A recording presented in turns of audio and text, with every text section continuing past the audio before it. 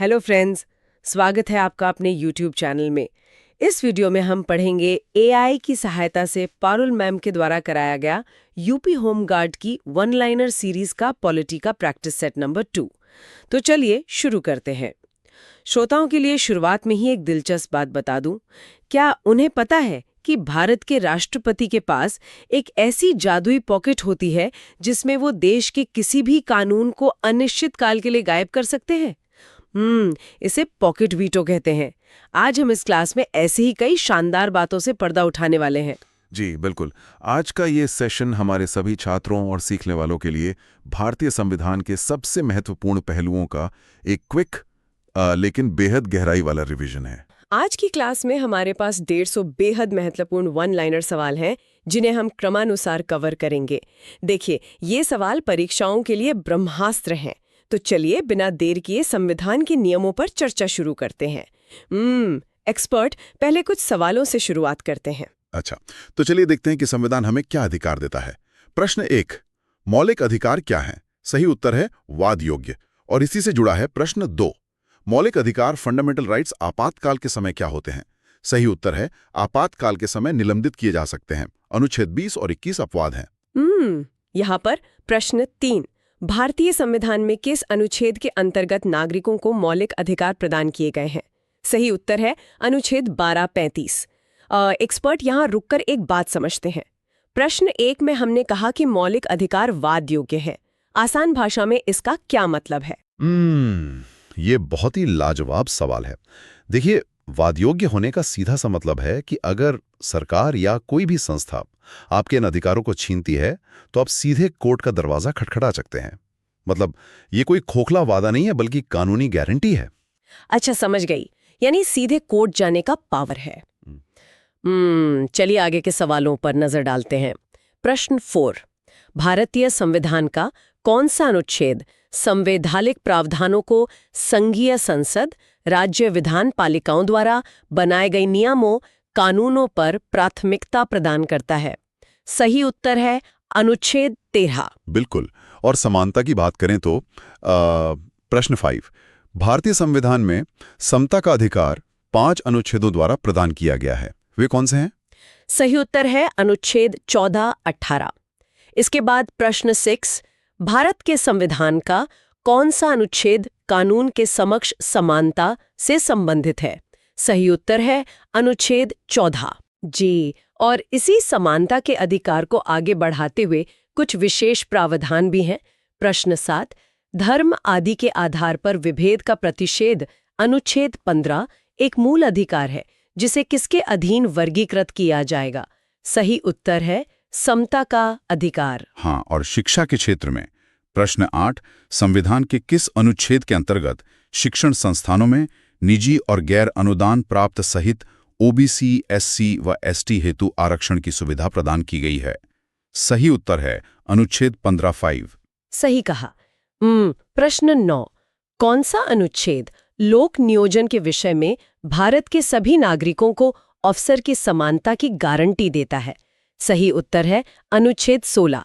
देखिए, ये प्रावधान समाज में बराबरी लाने के लिए कितने जरूरी हैं। बिल्कुल। और इसी से जुड़ा है अगला सवाल। प्रश्न 10, भारतीय संविधान का कौन सा अनुच्छेद अस्पृश्यता का उन्मूलन करता है? सही उत्तर है अनुच्छेद 17। अब स्वतंत्रता की बात करते हैं। प्रश्न 11, भारतीय संविधान में स्वतंत्रता का अधिकार किन 4 अनुच्छेदों द्वारा प्रदान किया गया है? सही उत्तर है अनुच्छेद 19-22। छात्रों को ये समझना चाहिए कि आज़ादी के बाद देश में जमींदारी खत्म करने और भूमि सुधार के लिए संपत्ति के अधिकार को हटाना जरूरी हो गया था। इसके बारे में हम आगे और जानेंगे। खैर, प्रश्न 13, भारत के संविधान का कौन सा अनुच्छेद प्रेस की स्वतंत्रता से संबंधित है? सही उत्तर है अनुच्छेद 19(1)(a). अरे वाह, ये बहुत पूछा जाता है। प्रश्न 14, कौन सा अनुच्छेद व्यक्ति के प्राण एवं दैहिक स्वतंत्रता के संरक्षण से संबंधित है? सही उत्तर है अनुच्छेद 21। और इसी तरह प्रश्न 15, कौन सा अनुच्छेद व्यक्ति के विदेश यात्रा के अधिकार को संरक्षण प्रदान करता है? सही उत्तर है अनुच्छेद 21। हाँ, अनुच्छेद 21 तो ऐसा लगता है जैसे हर तरह की आज़ादी का छाता हो। देखिए, प्रश्न 16, उच्चतम न्यायालय ने निजता के अधिकार को किस अनुच्छेद के अंतर्गत रखा है? सही उत्तर है अनुच्छेद 21। एक अधिकार राष्ट्रीय आपातकाल में भी समाप्त या सीमित नहीं किया जा सकता। सही उत्तर है अनुच्छेद 20 और 21।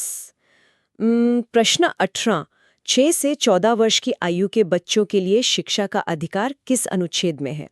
सही उत्तर है अनुच्छेद 21A। एकदम सही। मतलब आपातकाल में भी जीने का अधिकार कोई नहीं छीन सकता। अब शोषण के विरुद्ध अधिकारों को देखते हैं। प्रश्न 19, कौन सा अनुच्छेद कारखानों में बालकों के नियोजन का प्रतिषेध करता है? सही उत्तर है अनुच्छेद 24। जी। प्रश्न 20, कौन सा अनुच्छेद अभियुक्तों को दोहरे दंड एवं स्व अभिशंसन से संरक्षण प्रदान करता है? सही उत्तर है अनुच्छेद 20। और प्रश्न 21, बंदी बनाए गए व्यक्ति के मौलिक अधिकारों की रक्षा किस अनुच्छेद से होती है? सही उत्तर है अनुच्छेद 22। इसी से जुड़ा है प्रश्न 22। प्रत्यक्ष बंदीकरण अधिनियम के अंतर्गत एक व्यक्ति बिना मुकदमा चलाए कितने समय तक बंदी बनाया जा सकता है? सही उत्तर है 3 माह। अच्छा, और धर्म की स्वतंत्रता पर आते हैं। प्रश्न 23, किस अनुच्छेद के अंतर्गत सिखों द्वारा कृपाण धारण करना धार्मिक स्वतंत्रता का अंग माना गया है? सही उत्तर है अनुच्छेद 25। प्रश्न 24, कौन सा अनुच्छेद अल्पसंख्यकों को अपनी मनपसंद शिक्षण संस्थाओं को स्थापित एवं संचालित करने का अधिकार देता है?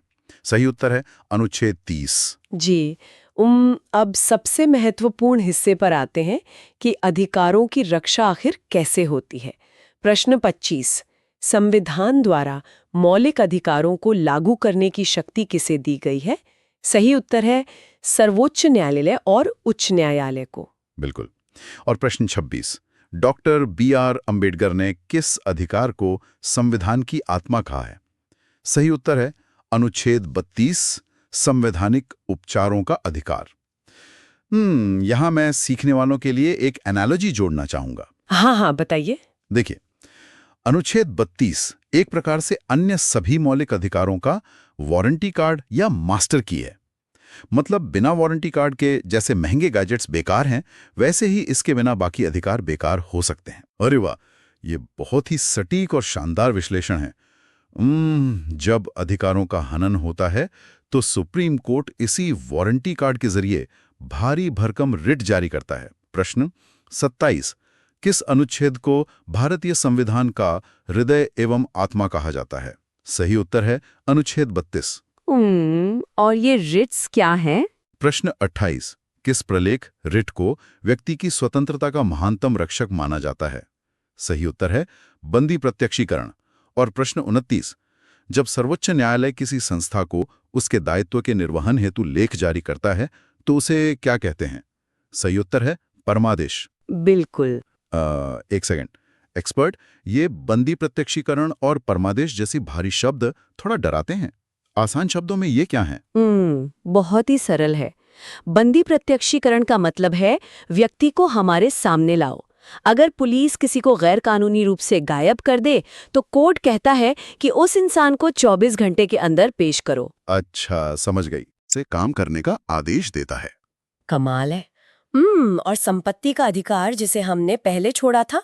प्रश्न 30, किस संशोधन द्वारा संपत्ति के अधिकार को मूल अधिकारों से हटाया गया? सही उत्तर है 44वां संविधान संशोधन 1978। जी, तो अधिकारों की बात पूरी हुई। अब हम इस सेशन के दूसरे भाग कल्याणकारी राज्य के संकल्प की ओर बढ़ते हैं। प्रश्न 31, राज्य के नीति निदेशक सिद्धांतों DPSP को शामिल करने का उद्देश्य क्या है? सही उत्तर है सामाजिक और आर्थिक प्रजातंत्र स्थापित करना। प्रश्न 32, नीति निदेशक सिद्धांत मौलिक अधिकारों से किस प्रकार भिन्न है? सही उत्तर है नीति निदेशक तत्व अवाद योग्य, गैर न्याय संगत हैं, जबकि मौलिक अधिकार वाद योग्य हैं। और प्रश्न 33, निदेशक तत्व क्या है? सही उत्तर है अवाद योग्य। बिल्कुल। प्रश्न 34, किस अनुच्छेद में उल्लेख है कि नीति निदेशक तत्वों को न्यायालय द्वारा लागू नहीं किया जा सकता? सही उत्तर है अनुच्छेद 37। प्रश्न 35, संविधान का कौन सा भाग कल्याणकारी राज्य के आदर्श की घोषणा करता है? सही उत्तर है भाग 4, अनुच्छेद 36 to 51। अच्छा, प्रश्न 36। नीति निदेशक तत्वों की प्रेरणा हमें किस देश के संविधान से प्राप्त हुई? सही उत्तर है आयरलैंड। प्रश्न 37। संविधान के अनुसार देश के शासन के लिए क्या आधारभूत है? सही उत्तर है नीति निदेशक तत्व, डीपीएससी। जी। प्रश्न 38। समान कार्य के लिए समान वेतन संविधान में क्या है? सही उत्तर है राज्य का नीति निदेशक तत्व, अनुच्छेद 39D। और प्रश्न 39। भारत में पंचायती राज प्रणाली की व्यवस्था किसके अंतर्गत की गई है? सही उत्तर है नीति निदेशक तत्व, अनुच्छेद 40। बहुत बढ़िया। प्रश्न 40। ग्राम पंचायतों का संगठन किस अनुच्छेद में है? सही उत्तर है अनुच्छेद 40। प्रश्न 41। कृषि एवं पशुपालन का संगठन किस अनुच्छेद में है? सही उत्तर है अनुच्छेद 48। प्रश्न 42। न्यायपालिका और कार्यपालिका का पृथक्करण किस अनुच्छेद में है? सही उत्तर है अनुच्छेद 50। और प्रश्न 43। अंतर्राष्ट्रीय शांति का विकास किस अनुच्छेद में है? सही उत्तर है अनुच्छेद 51। बिल्कुल। प्रश्न 44। पर्यावरण की सुरक्षा किस अनुच्छेद में है? सही उत्तर है अनुच्छेद 48A। प्रश्न 45। स्मारकों का संरक्षण किस अनुच्छेद में है? सही उत्तर है अनुच्छेद 49। जी। प्रश्न 46। 42वें संशोधन द्वारा किस अनुच्छेद से श्रमिकों की प्रबंधन में भागीदारी सुनिश्चित की गई? सही उत्तर है अनुच्छेद 43A। और प्रश्न 47। कौन सा प्रावधान नीति निर्देशक तत्वों तथा मौलिक कर्तव्यों दोनों का भाग है? सही उत्तर है पर्यावरण की सुरक्षा। अच्छा। प्रश्न 48। किस वर्ष निःशुल्क विधिक सहायता का प्रावधान संविधान में जोड़ा गया? सही उत्तर है अनुच्छेद 39A, 42वां संशोधन 1976। प्रश्न 49। किसने कहा था कि नीति निदेशक सिद्धांत एक ऐसा चेक है जो बैंक की सुविधानुसार अदा किया जाता है? सही उत्तर है KT शाह। बिल्कुल। यहाँ रुककर KT शाह के इस कथन पर थोड़ा विचार करते हैं। छात्रों के मन में ये सवाल जरूर उठ रहा होगा कि अगर ये DSP अवाद योग्य है, मतलब हम कोर्ट नहीं जा सकते, तो क्या ये सरकार के न्यू ईयर रेजोल्यूशन की तरह नहीं है, जो डायरी में लिखे तो बहुत अच्छे लगते हैं लेकिन पूरे ना होने पर कोई सजा नहीं मिलती? ये एक बहुत ही शानदार तुलना है। सुनने में ये बिल्कुल न्यू ईयर रेजोल्यूशन जैसा लगता है, लेकिन देखिए, संविधान निर्माताओं ने अनुच्छेद 37 में साफ लिखा है कि ये सिद्धांत देश के शासन के लिए आधारभूत हैं। अच्छा, तो फिर इन्हें मनवाता कौन है? इसकी अदालत न्यायपालिका नहीं, बल्कि जनता की अदालत है। जब चुनाव आते हैं तो जनता सरकार से पूछती है कि आपने इन रेजोल्यूशंस का क्या किया। तो कानूनी रूप से कमजोर होने के बावजूद राजनीतिक रूप से ये बहुत शक्तिशाली हैं। बेहतरीन। जब सरकार के कुछ कर्तव्य हैं तो नागरिकों के भी होने चाहिए। प्रश्न 50। किसकी संस्तुति पर भारतीय संविधान में मूल कर्तव्य शामिल किए गए? सही उत्तर है स्वर्ण सिंह समिति। जी। प्रश्न 55। किस संशोधन द्वारा नागरिकों के मूल कर्तव्यों को शामिल किया गया? सही उत्तर है 42वां संविधान संशोधन 1976। और प्रश्न 52। भारत की प्रभुता, एकता और अखंडता की रक्षा करने के मूल कर्तव्य को किस स्थान पर रखा गया है? सही उत्तर है तीसरे। बिल्कुल। प्रश्न 53। मूल कर्तव्यों को किस अनुच्छेद में सम्मिलित किया गया है? सही उत्तर है अनुच्छेद 51A। प्रश्न 54। संविधान के किस भाग में मौलिक कर्तव्य उल्लिखित है? सही उत्तर है भाग 4A। अच्छा। प्रश्न 55। वर्तमान में कुल कितने मौलिक कर्तव्यों का उल्लेख है? सही उत्तर है 11 कर्तव्य 86वां संशोधन 2002 के बाद। और प्रश्न 56। प्राकृतिक पर्यावरण का संरक्षण एवं सुधार प्रत्येक नागरिक का कर्तव्य है, यह कहाँ शामिल है? सही उत्तर है मौलिक कर्तव्य में। प्रश्न 57। भारत की प्रभुता, एकता और अखंडता की रक्षा करें और उसे अक्षुण्ण रखें, यह उपबंध किसमें है? सही उत्तर है मौलिक कर्तव्यों में। प्रश्न 58। अंतर्राष्ट्रीय विधि के प्रति आदर बढ़ाना किस अनुच्छेद में है? सही उत्तर है अनुच्छेद 51G। और प्रश्न 59। प्राणियों के प्रति दया भाव रखना किस अनुच्छेद में है? सही उत्तर है अनुच्छेद 51। प्रश्न 60। लोक सेवाओं में न्यायपालिका को कार्यपालिका से पृथक करना किस अनुच्छेद में है? सही उत्तर है अनुच्छेद 50। तो अब देश के शासन की रूपरेखा तय हो गई है। बात करते हैं कि भारत रूपी इस विशाल जहाज को चलाता कौन है? बिल्कुल, कार्यपालिका की भूमिका यहाँ से शुरू होती है। प्रश्न 61, भारतीय गणतंत्र का प्रमुख कौन है? सही उत्तर है राष्ट्रपति। प्रश्न 62, संघ की कार्यपालिका शक्तियां राष्ट्रपति में किस अनुच्छेद के अंतर्गत निहित हैं? सही उत्तर है अनुच्छेद 53। अच्छा। प्रश्न 63, भारत में राष्ट्रपति का निर्वाचन किस प्रकार होता है? सही उत्तर है अप्रत्यक्ष रूप से। ध्यान दें कि राष्ट्रपति का चुनाव हम सीधे वोट डालकर नहीं करते, बल्कि हमारे चुने हुए प्रतिनिधि करते हैं। प्रश्न 64, राष्ट्रपति के निर्वाचन मंडल में कौन शामिल होते हैं? सही उत्तर है लोकसभा, राज्यसभा और विधानसभाओं के निर्वाचित सदस्य, दिल्ली, पुदुचेरी और जम्मू कश्मीर सहित। जी। प्रश्न 65, 70वें संशोधन द्वारा किन 2 केंद्र शासित प्रदेशों को राष्ट्रपति चुनाव में भाग लेने का अधिकार दिया गया? सही उत्तर है दिल्ली और पुदुचेरी। प्रश्न 66, राष्ट्रपति पद के उम्मीदवार के प्रस्ताव का कम से कम कितने सदस्यों द्वारा अनुसमर्थन होना चाहिए? सही उत्तर है 50 प्रस्तावक और 50 अनुमोदक। बिल्कुल। प्रश्न 67, भारत का राष्ट्रपति कितनी बार पुनः चुनाव के लिए पात्र होता है? सही उत्तर है कितनी भी बार चुना जा सकता है। और प्रश्न 68, राष्ट्रपति चुनाव संबंधी विवाद किसे सौंपे जाते हैं? सही उत्तर है सर्वोच्च न्यायालय को। प्रश्न 69, राष्ट्रपति अपने पद पर कब तक रहता है? सही उत्तर है पद ग्रहण के दिन से 5 वर्ष तक। जी। और अगर उन्हें पद से हटाना हो तो प्रक्रिया बेहद गंभीर होती है। प्रश्न 70, राष्ट्रपति अपना त्यागपत्र किसे संबोधित करते हैं? सही उत्तर है उपराष्ट्रपति को। प्रश्न 71, कौन सा अनुच्छेद राष्ट्रपति पर महाभियोग के बारे में बताता है? सही उत्तर है अनुच्छेद 61। अच्छा।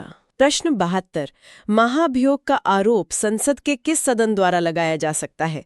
सही उत्तर है किसी भी सदन द्वारा। प्रश्न 73, महाभियोग के लिए कम से कम कितने दिन पूर्व की सूचना आवश्यक है? सही उत्तर है 14 दिन। बिल्कुल। प्रश्न 74, राष्ट्रपति के महाभियोग की प्रक्रिया कैसी है? सही उत्तर है अर्ध न्यायिक प्रक्रिया। और प्रश्न 75, राष्ट्रपति का रिक्त स्थान कितने समय में भर लिया जाना चाहिए? सही उत्तर है 6 माह के अंदर। प्रश्न 76, राष्ट्रपति की अनुपस्थिति में उपराष्ट्रपति कितने समय तक राष्ट्रपति के रूप में कार्य कर सकता है? सही उत्तर है अधिकतम 6 माह। प्रश्न 77, यदि राष्ट्रपति और उपराष्ट्रपति दोनों का पद खाली हो तो राष्ट्रपति का पद कौन संभालता है? सही उत्तर है भारत का मुख्य न्यायाधीश, CJI। जी। प्रश्न 78, अनुच्छेद 108 के तहत संयुक्त बैठक बुलाने की शक्ति किसमें है? सही उत्तर है राष्ट्रपति में। और प्रश्न 79, संसद में प्रस्तुत विधेयक कब अधिनियम बनता है? सही उत्तर है राष्ट्रपति के हस्ताक्षर के बाद। बिल्कुल। प्रश्न 80, किस अनुच्छेद के अंतर्गत राष्ट्रपति किसी बिल पर अपनी स्वीकृति रोक सकते हैं? सही उत्तर है अनुच्छेद 111। और प्रश्न 81, राष्ट्रपति को अध्यादेश जारी करने की शक्ति किस अनुच्छेद में है? सही उत्तर है अनुच्छेद 123। अच्छा। प्रश्न 82, राष्ट्रपति द्वारा जारी अध्यादेश संसद सत्र शुरू होने के बाद कितने समय तक प्रभावी रहता है? सही उत्तर है 6 सप्ताह, 6 वीक्स। प्रश्न 83, राष्ट्रपति लोकसभा को कब भंग कर सकते हैं? सही उत्तर है कैबिनेट, मंत्रिपरिषद की सलाह पर। जी। और प्रश्न 84, राष्ट्रपति ने एकमात्र किस मामले में पॉकेट वीटो का प्रयोग किया था? सही उत्तर है भारतीय डाक संशोधन विधेयक 1986, ज्ञानी जैल सिंह। हाँ, तो देखिए छात्रों, यही है वो पॉकेट वीटो जिसकी बात शुरुआत में हुई थी। बिल्कुल। ज्ञानी जैल सिंह जी ने इस बिल को ना तो मंजूरी दी, ना ही वापस किया, बस अपनी पॉकेट में रख लिया। चलिए आगे देखते हैं। प्रश्न 85, राष्ट्रपति को उच्चतम न्यायालय से परामर्श करने की शक्ति कौन सा अनुच्छेद देता है? सही उत्तर है अनुच्छेद 143। जी। प्रश्न 86, भारत के उपराष्ट्रपति का निर्वाचन कैसे होता है? सही उत्तर है लोकसभा और राज्यसभा के सभी सदस्यों द्वारा। और प्रश्न 87, राज्यसभा का पदेन अध्यक्ष कौन होता है? सही उत्तर है उपराष्ट्रपति, अनुच्छेद 64। अच्छा। प्रश्न 88, उपराष्ट्रपति को किसके प्रस्ताव द्वारा हटाया जा सकता है? सही उत्तर है राज्यसभा द्वारा पारित प्रस्ताव से। प्रश्न 89, उपराष्ट्रपति को हटाने का प्रस्ताव कहाँ पेश किया जा सकता है? सही उत्तर है केवल राज्यसभा में। बिल्कुल। प्रश्न 90, किसकी अध्यक्षता ऐसे व्यक्ति द्वारा होती है जो उसका सदस्य नहीं होता? सही उत्तर है राज्यसभा।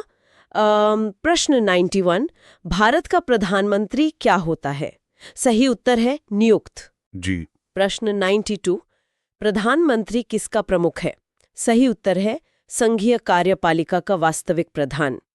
उमा, सीखने वालों को डी ज्यूरे यानी नाम मात्र और डी फैक्टो यानी वास्तविक का अंतर समझना चाहिए। हाँ, वो कैसे? देखिए, राष्ट्रपति परिवार के उस आदरणीय दादाजी की तरह हैं जिनके नाम पर घर का शादी का कार्ड छपता है, लेकिन घर का असल बजट और सारे महत्वपूर्ण फैसले प्रधानमंत्री रूपी घर के सक्रिय मुखिया द्वारा लिए जाते हैं। बिल्कुल, यही तो हमारे संसदीय लोकतंत्र की खूबसूरती है। प्रश्न 93, अनुच्छेद 78 किसके दायित्वों का प्रावधान करता है? सही उत्तर है प्रधानमंत्री के। अच्छा। प्रश्न 94, मंत्रिपरिषद की संख्या लोकसभा सदस्यों की संख्या का 15% किस संशोधन द्वारा तय की गई? सही उत्तर है 91वां संशोधन। प्रश्न 95, कैबिनेट में कौन सम्मिलित होते हैं? सही उत्तर है केवल कैबिनेट स्तर के मंत्री। जी। प्रश्न पॉइंट 96, संसदीय शासन में वास्तविक कार्यपालिका शक्ति किसके पास होती है? सही उत्तर है प्रधानमंत्री के पास। प्रश्न 97, कौन सा अनुच्छेद मंत्रिपरिषद की नियुक्ति तथा पदच्युति को विवेचित करता है?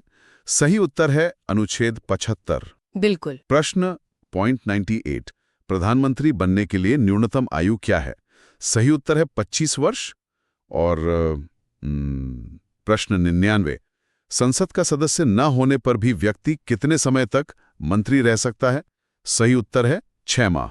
जी। प्रश्न 100, मंत्रिपरिषद सामूहिक रूप से किसके प्रति उत्तरदायी होती है? सही उत्तर है लोकसभा के प्रति, अनुच्छेद 75(3) के अनुसार। इस प्रश्न को थोड़ा गहराई से समझना जरूरी है। मंत्रिपरिषद के सामूहिक उत्तरदायित्व का अर्थ है कि पूरी सरकार एक इकाई के रूप में काम करती है। अच्छा, मतलब कहावत है कि वे एक साथ तैरते हैं और एक साथ डूबते हैं। जी हाँ, अगर लोकसभा में सरकार के खिलाफ अविश्वास प्रस्ताव पास हो जाए तो किसी एक मंत्री को नहीं बल्कि पूरी की पूरी सरकार को इस्तीफा देना पड़ता है। बाप रे। प्रश्न 101, भारतीय राजनीतिक व्यवस्था में कार्यपालिका किसके अधीन कार्य करती है? सही उत्तर है विधायिका के अधीन। और प्रश्न 102, किस सदन में अविश्वास प्रस्ताव पास होने पर मंत्रिपरिषद को त्यागपत्र देना पड़ता है? सही उत्तर है लोकसभा। बिल्कुल। प्रश्न 103, अविश्वास प्रस्ताव लाने के लिए लोकसभा के कितने सदस्यों का समर्थन आवश्यक है? सही उत्तर है 50 सदस्य। अब इस सेशन के अगले चरण में प्रवेश करते हैं, सरकार के खर्चों और कानूनी फैसलों पर नजर रखने वाले अधिकारी। हाँ। प्रश्न 104, भारत सरकार को कानूनी विषयों पर परामर्श कौन देता है? सही उत्तर है महान्यायवादी, अटॉर्नी जनरल, अनुच्छेद 76। अब प्रश्न 105, कौन राष्ट्रपति के प्रसाद पर्यंत अपना पद धारण करता है? सही उत्तर है महान्यायवादी और मंत्री। जी। प्रश्न 106, महान्यायवादी की नियुक्ति कैसे होती है? सही उत्तर है राष्ट्रपति द्वारा केंद्र सरकार की सलाह पर। प्रश्न 107, महान्यायवादी बनने के लिए क्या योग्यता होनी चाहिए? सही उत्तर है सर्वोच्च न्यायालय का न्यायाधीश बनने की योग्यता। अच्छा। प्रश्न 108, किसे संसद की कार्यवाहियों में भाग लेने का अधिकार है बिना वोट दिए? सही उत्तर है महान्यायवादी को। और प्रश्न 109, राज्य सरकार को कानूनी विषयों पर परामर्श कौन देता है? सही उत्तर है एडवोकेट जनरल, महाधिवक्ता। बिल्कुल। महान्यायवादी संसद में बोल सकते हैं पर वोट नहीं दे सकते, क्योंकि वे जनता द्वारा चुने गए सांसद नहीं होते। प्रश्न 110, भारत के नियंत्रक एवं महालेखा परीक्षक CAG की नियुक्ति कौन करता है? सही उत्तर है राष्ट्रपति। जी। प्रश्न 111, CAG की नियुक्ति किस अनुच्छेद के अंतर्गत होती है? सही उत्तर है अनुच्छेद 148। प्रश्न 112, CAG अपनी रिपोर्ट सबसे पहले किसे प्रस्तुत करता है? सही उत्तर है राष्ट्रपति को। अच्छा। प्रश्न 113, CAG अधिकतम कितने वर्षों के लिए पद धारण कर सकता है? सही उत्तर है 6 वर्ष या 65 वर्ष की आयु, जो भी पहले हो। और प्रश्न संख्या 114, CAG के कर्तव्य और शक्तियां किस अनुच्छेद में हैं? सही उत्तर है अनुच्छेद 149। बिल्कुल। प्रश्न 115, CAG की ऑडिट रिपोर्ट किस अनुच्छेद में है? सही उत्तर है अनुच्छेद 151। प्रश्न 116, CAG किसका मित्र एवं मार्गदर्शक होता है? सही उत्तर है लोक लेखा समिति PSC का। जी। प्रश्न 117, लोक निधि का अभिभावक किसे कहा जाता है? सही उत्तर है CAG को। सीखने वालों को ये भी समझना चाहिए कि आखिर CAG काम क्या करता है। CAG उस सख्त ऑडिटर या मुनीम की तरह है जो ये सुनिश्चित करता है कि जनता की गाड़ी कमाई का एक एक पैसा ठीक वहीं खर्च हो जहां के लिए संसद ने मंजूरी दी थी। एकदम सही। और इसमें एक अहम बात यह है कि CAG न केवल जोड़ा घटाना या गणित की जांच करता है, बल्कि वह औचित्य परीक्षण भी करता है। औचित्य परीक्षण मतलब ये देखना कि जो पैसा खर्च हुआ, क्या वो बुद्धिमानी और ईमानदारी से खर्च किया गया है या नहीं। कमाल की व्यवस्था है। चलिए आगे के तथ्य देखते हैं। प्रश्न 118, लेखांकन और लेखा परीक्षण को कब पृथक किया गया? सही उत्तर है 1976 में। बिल्कुल। प्रश्न 119, संसद की लोक लेखा समिति की बैठकों में कौन उपस्थित रहता है? सही उत्तर है CAG। और प्रश्न 120, CAG की टिप्पणियों पर अंतिम कार्यवाही करने की जिम्मेदारी किसकी है? सही उत्तर है संसद की। बिल्कुल। अब हम लोकतंत्र के उन मुख्य स्तंभों पर आते हैं जहां सारे कानून बनते हैं, लोकसभा और राज्यसभा। प्रश्न 121, लोकसभा चुनाव के लिए न्यूनतम आयु सीमा क्या है? सही उत्तर है 25 वर्ष। अच्छा। प्रश्न 122, लोकसभा में राज्यों को सीटें किस आधार पर आवंटित होती हैं? सही उत्तर है जनसंख्या के आधार पर। प्रश्न 123, लोकसभा में सीटों का आवंटन किस वर्ष तक यथावत रहेगा? सही उत्तर है वर्ष 2026 तक 1971 की जनगणना के आधार पर। एक्सपर्ट, ये 2026 तक सीटों को फ्रीज करने का कारण क्या था? इसका कारण परिवार नियोजन था। जो राज्य जनसंख्या नियंत्रण में अच्छा काम कर रहे थे, जैसे दक्षिण भारतीय राज्य, उन्हें डर था कि जनसंख्या कम होने से संसद में उनकी सीटें कम हो जाएंगी। इसलिए 1971 को ही आधार मानकर 2026 तक सीटें फिक्स कर दी गई। अरे वाह, बहुत ही रोचक जानकारी। प्रश्न 124, किस संशोधन द्वारा लोकसभा सदस्यों की संख्या में वृद्धि की गई? सही उत्तर है 7वें और 31वें संशोधन द्वारा। जी। प्रश्न 125, लोकसभा की वर्तमान सदस्य संख्या क्या है? सही उत्तर है 543। और प्रश्न 126, किस अनुच्छेद के अंतर्गत लोकसभा में अनुसूचित जातियों SC के आरक्षण का प्रावधान है? सही उत्तर है अनुच्छेद 330। बिल्कुल।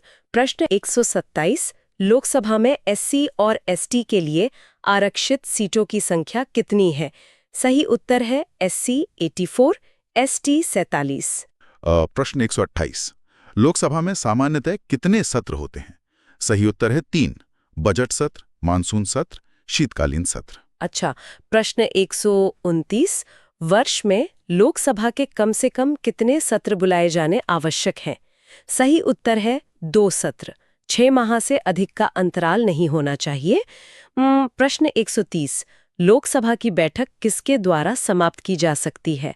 सही उत्तर है राष्ट्रपति द्वारा, स्थगन, विघटन या सत्रावसान द्वारा जा सकता है। सही उत्तर है एक बार में 1 वर्ष के लिए। बिल्कुल।